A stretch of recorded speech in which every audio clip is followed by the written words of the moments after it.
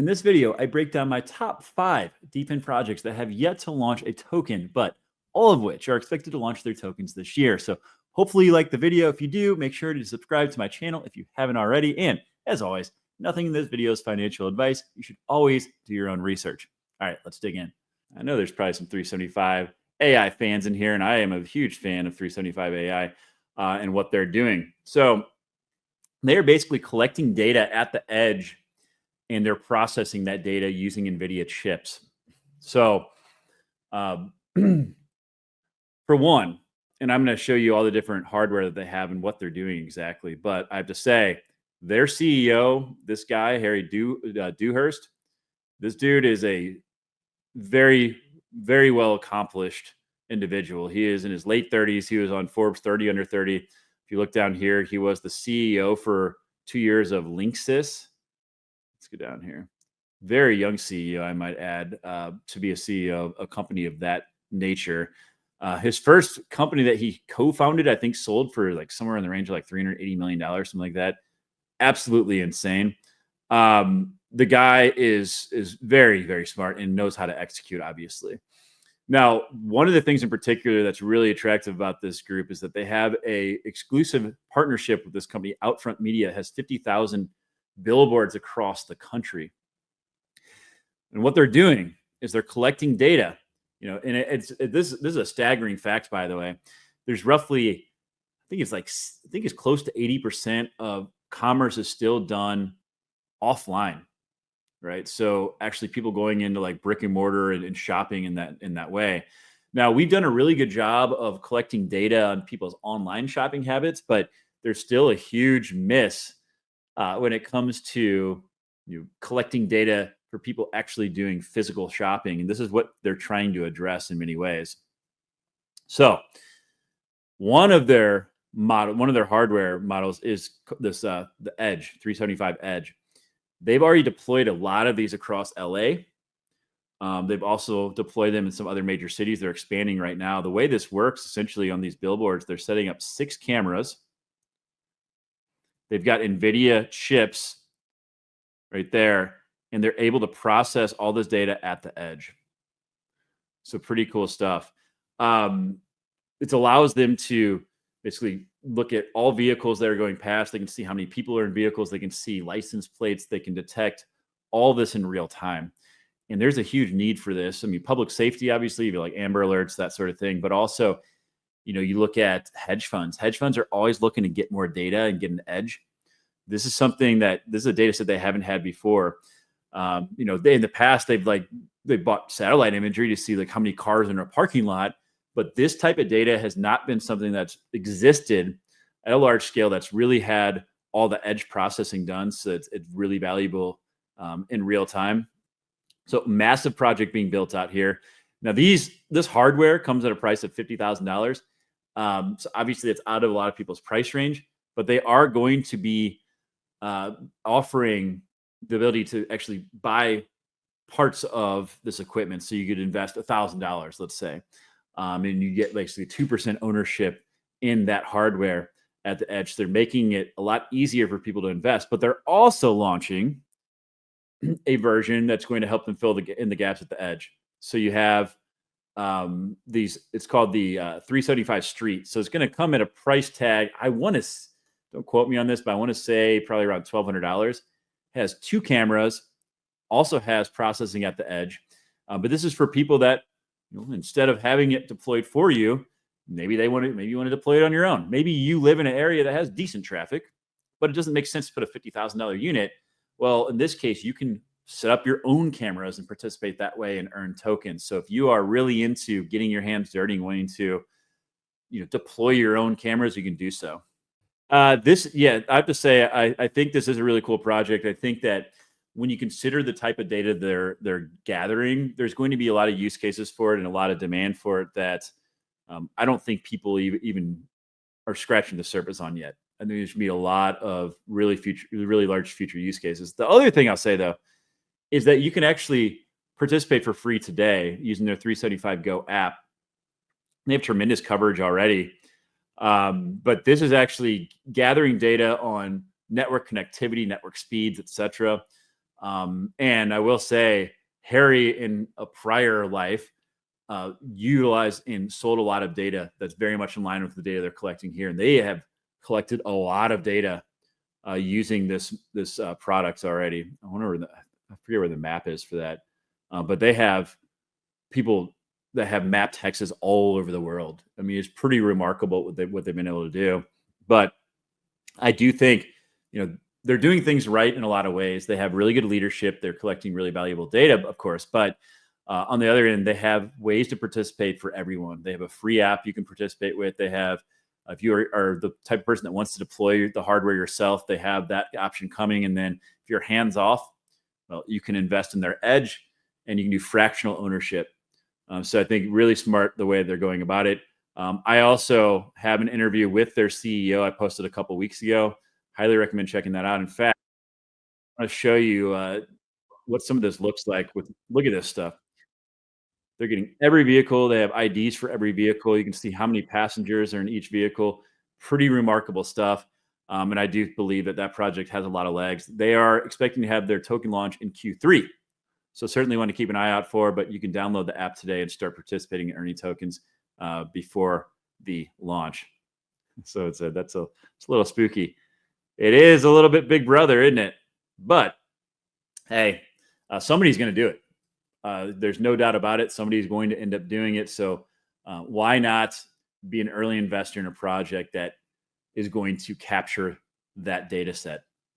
I mean, I think I think that project's going to do really well. And again, I have the utmost confidence in their leadership. The team is so important right now, especially when market conditions are poor like it is right now.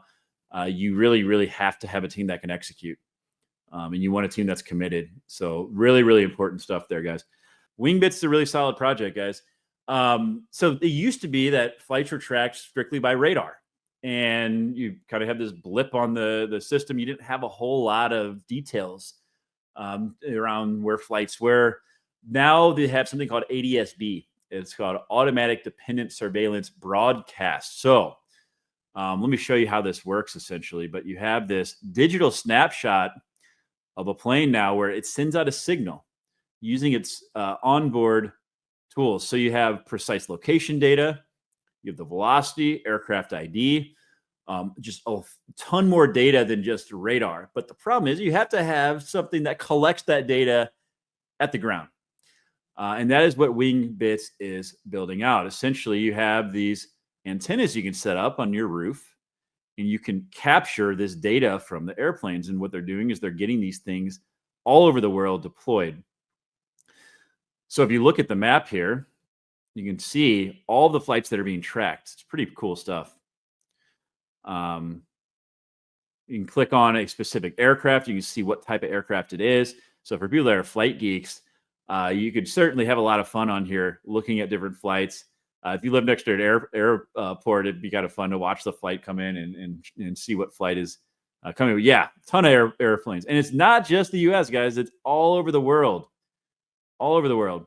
So to this point, it's really interesting. The way that these flight tracking networks have worked is it's mostly hobbyists. You have these entities, these centralized entities that make a ton of revenue.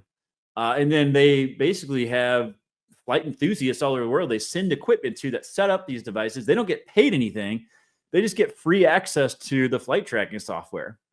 And again, they're kind of like flight nerds. They like to watch it. They think it's fun. And, the centralized entity is getting all the revenue and all the real benefit as far as monetization goes. The problem with that is when you just have hobbyists running these different hotspots or these antennas, you have problems with uptime. They don't really have an incentive to optimize their setup and make sure they're getting good data. And what Wingbits is doing is essentially using a token incentive model. They're flipping the script here. They're getting people to deploy these all over the world. They get tokens, so they get ownership in the protocol, and they're incentivized to have an optimized setup and have better coverage and have better uptime. Because the token incentive model is tied to the more value you bring to the network. So their goal is to get better data. And that is what they're well on track to do. Now, The other thing I'll say is that they launched a satellite into space. Let me pull this up real quick. So this was earlier this year. They actually launched a satellite, and the main reason is to fill in the gaps. Because you have to think, if we look at this map here, it's great if you have all these antennas collecting data here, but what about when their flights are over the ocean? It's hard to get really good data because these antennas can, they have pretty good coverage, but they can't span that far. So that's a big reason why they launched this satellite, is to kind of fill in the gaps, particularly in areas where you don't have good coverage from the ground level. So they're certainly making moves, and I will say one of the things that makes me really, really bullish on this project is that they teamed up with GeoNet. GeoNet, I'm not going to cover today. I will be covering it in the next couple of days, though. Obviously, one of my favorite projects. But Mike Horton, who is the CEO of GeoNet, is also partnered with Wingbits to where you can actually get a dual mining hotspot. So you can actually get both GeoD tokens and Wingbits tokens. Actually, the Wingbits network uses the GeoNet network to verify location data so you don't have spoofing. So pretty cool synergy there. But the other thing I'll say there is, Mike Horton has proven to be very effective with GeoNet, and it's arguably one of the, if not the most successful DePIN project right now. He has a vested interest in getting Wingbits to succeed. So having that type of lever and being able to rely on the expertise when needed for Mike Horton, I think is a really big win for this project, and that is the reason why I really like it. My channel, by the way, if you don't subscribe, you should. But I create a playlist so you can see for Wingbits. If you click on full playlist, I have an overview video. It's just under 8 minutes. I also interviewed their CEO and founder, Robin, and then I also did a video on their tokenomics. So if you want to learn more about the project, check it out. Question: do they have a token? They don't have a token yet. Actually, so all 5 projects that I'm covering today have not had TGE. They have not had their token generation event yet. But they are all launching tokens this year. DeEEP Network, guys. There are decentralized node networks out there, but DeEEP is differentiated. I'm going to talk about why here, but just kind of the overall basis here. When you look at the other options that are available, you have your Amazon Web Services, you have your centralized entities for cloud services.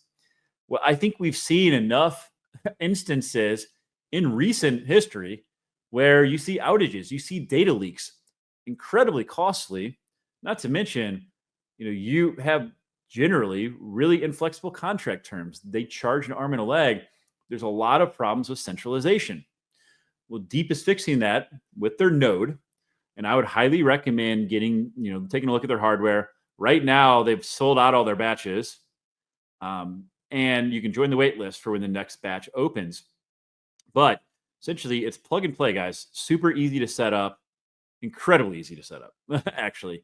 When they say plug and play, it's plug and play, guys. Like there are some workloads where you have to, open some ports if you want to participate in hosting some of the workloads and getting full rewards. But guys, it is about as easy to set up as it gets. Now, here's an example. Now, this is not a guarantee for what your income would be off of this, but you would basically plug in this device in a decentralized manner. They're hosting these different workloads. So the left is some example workloads. And then you get roughly 50% of the revenue that's generated. You also earn DeEEP tokens for participating. So a pretty cool model. Now, one of the questions I always have about these is, where's the demand going to come from? Because I think you see a lot of these projects where you have really smart people that are building out the network, but there's no demand and no revenue coming in. And that's one of the big problems I've always had with these networks. And, there's plenty of examples there. I'm not going to call any of them out by name right now, but that is one of the things I really like about this project, because this group already had a company called NerdNode. And they already had a ton of workloads on the network. So what they had done is they set up a centralized service, brought a bunch of revenue in, brought a bunch of workloads on, and now they've created this decentralized network to start moving those workloads over to. And this is a really good example of a project that already has revenue before the token launch. I love it. I think we're going to see more projects do this. And I think that's a winning scenario because it buys you more time. These projects that are launching tokens years before they have any revenue, you have a market downturn. It makes it really difficult for them to keep getting investment and keep things running. In this case, they're already going to be showing revenue. And looking at their team, Ben and Chris, these guys, this team, by the way, is phenomenal. But Ben and Chris, they worked in the IoT world. In fact, they had a contract with McDonald's where I believe they had 6 IoT devices in every McDonald's. Okay, so they know the business side of things. They know how to bring in revenue. That is so critically important. Then you have, Nate Harper, who, by the way, I did an interview with. Check it out. The co-founder, one of the co-founders of DeEEP Network. So we get into all the nitty-gritty details that you need to know. A couple other things worth mentioning, guys. They didn't have to decentralize this network. They were making plenty of money with NerdNode, but they believe in decentralization and moving the market forward in a decentralized way. I think in the long term, it's going to be a big win for them. But keep in mind, they're now splitting the revenue 50-50 by doing this.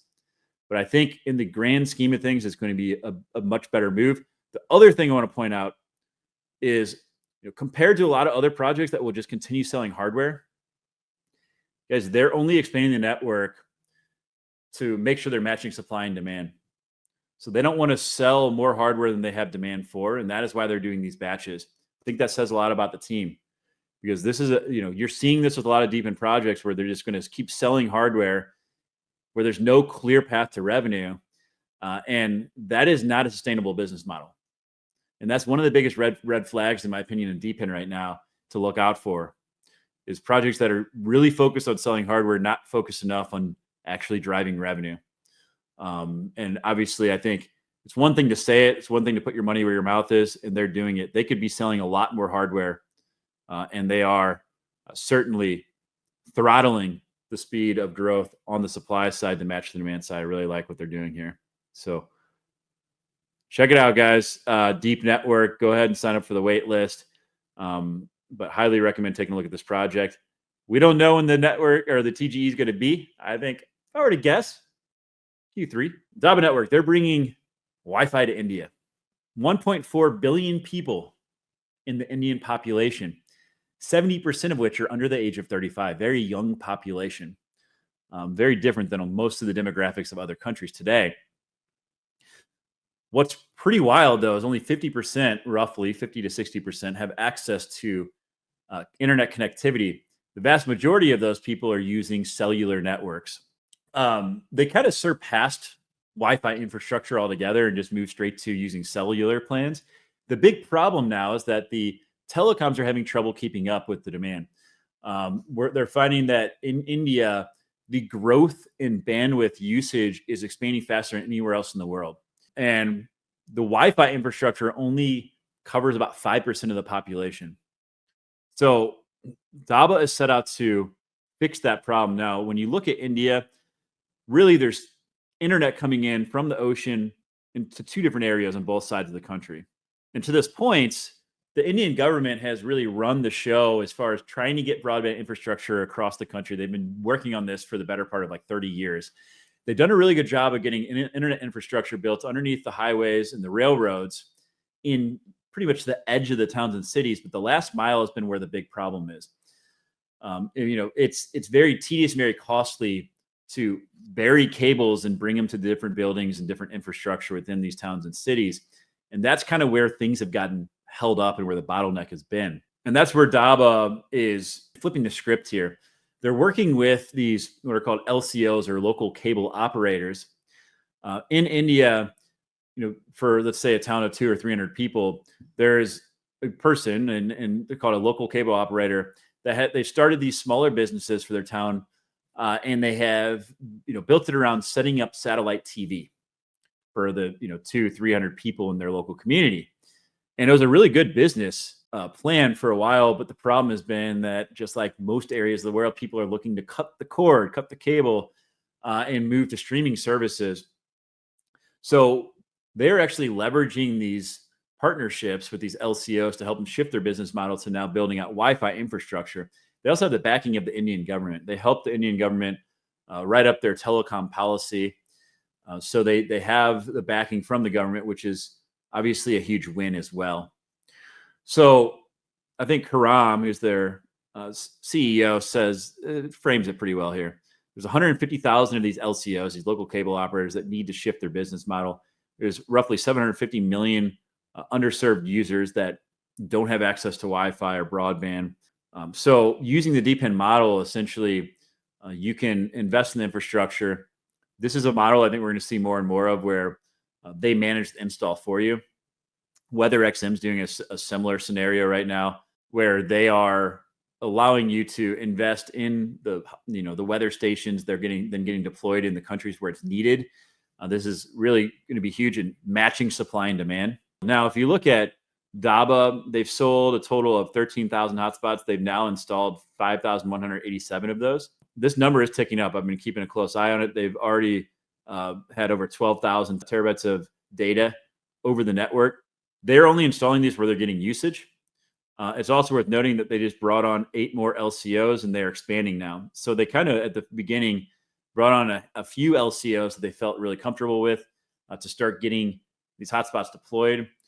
Now they are bringing on more LCOs so they can speed up the installation process. So obviously getting usage, driving revenue. I'm a big fan of Dabba. You can get their hotspots. They have several different programs going right now. They actually have a combination with WeatherXM, so you can have a Dabba hotspot installed. WeatherXM stations will also be installed there. This is another one that I've done a deep dive on, and I've interviewed their CEO. So if you want to learn more about Dabba Network, check it out. I think one of the big winners in the DePIN sector looking forward is going to be in the compute side of things, and tokenizing GPU compute in particular, especially as we see the AI movement continue to expand. We see AI agents, eventually AGI. Exabits to me is like my favorite GPU project, and there's a lot of them out there. You have your Renders, your Nosana, you have a Cache Network, IONET, Aether, you name it.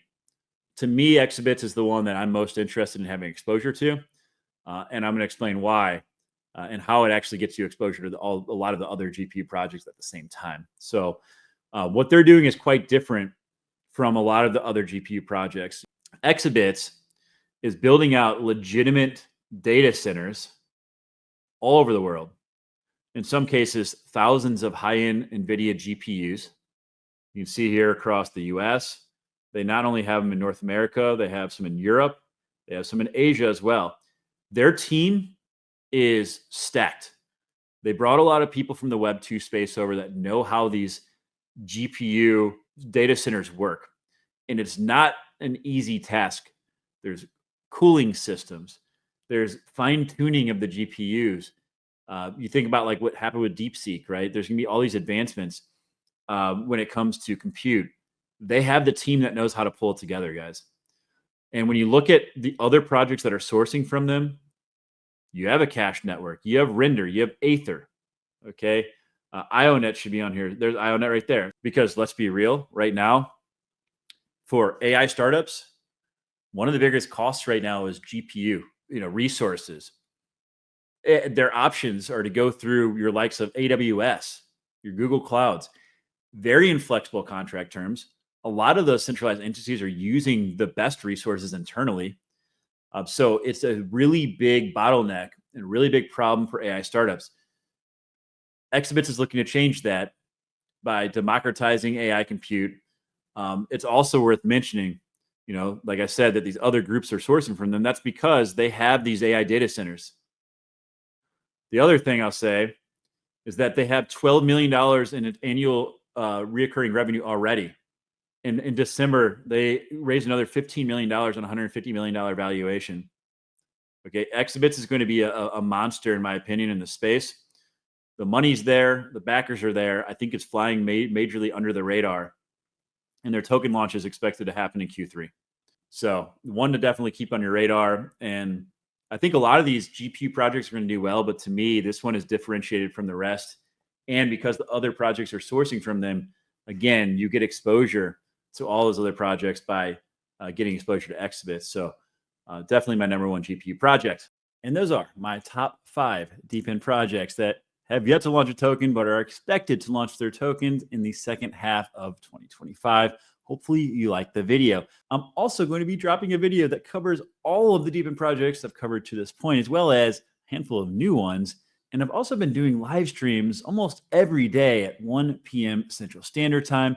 If you're not able to attend live, you can always check it out in the live section of my YouTube channel after the fact. I've been making an effort to go back and add chapters to make it easier to navigate. All that said, please make sure to like this video. And if you haven't already, subscribe to the channel. As always, I appreciate your viewership. Signing off, this is Bradley Meyer with the DePIN Connection.